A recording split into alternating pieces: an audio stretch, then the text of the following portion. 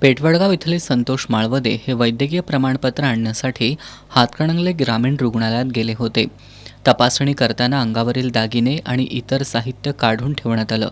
तपासणी झाल्यावर काढून ठेवलेले दागिने हातामध्ये घातलं.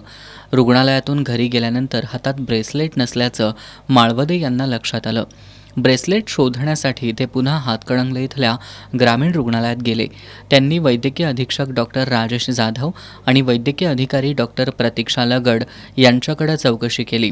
त्यावेळी हे ब्रेसलेट एका रुग्णाला सापडलं असून त्यानं ते प्रामाणिकपणे आणून दिल्याचं वैद्यकीय अधिकाऱ्यांनी सांगितलं.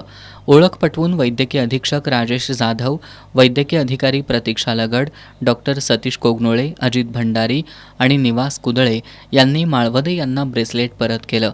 प्रामाणिकपणा दाखवणारा रुग्ण आणि वैद्यकीय अधिकारी कर्मचाऱ्यांचं सर्वत्र कौतुक होत आहे.